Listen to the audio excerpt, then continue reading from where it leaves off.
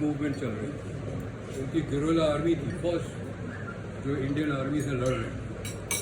उनका कंप्लेंट ये था कि ईस्ट पाकिस्तान और इंडिया का जो वेस्ट बंगाल स्टेट है वहाँ से बहुत माइग्रेंट्स आ रहे हैं और आसामीज़ जो है वो कि हम माइनॉरिटी बन जाएंगे, ये उनका डाउट था।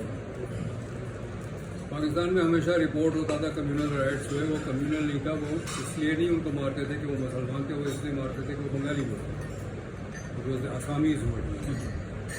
इंडियन गवर्नमेंट ने उनके साथ डील की।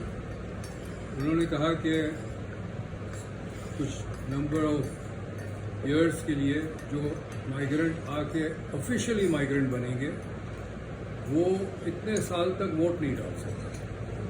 वोट नहीं डाल सकते तो कैंडिडेट भी नहीं हो सकते। उससे हुआ ये कि जो वहाँ की जो इंडिजिनस पॉपुलेशन थी उनकी पॉलिटिकल राइट सिक्योर हो गई। यही चीज़ यहाँ भी करने की ज़रूरत है, लेकिन कोई करता नहीं।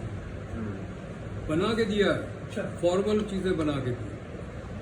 वो एक पेपर कलामत गुटी साहब ने लिखा था, इशू पॉपुलेशन का कंट्रोल करने, उसमें भी यही तजावीज़ थी कि भाई आप उनको एक वोटिंग राइट प्रैक्टिकल मिसालें मौजूद है कि अगर आप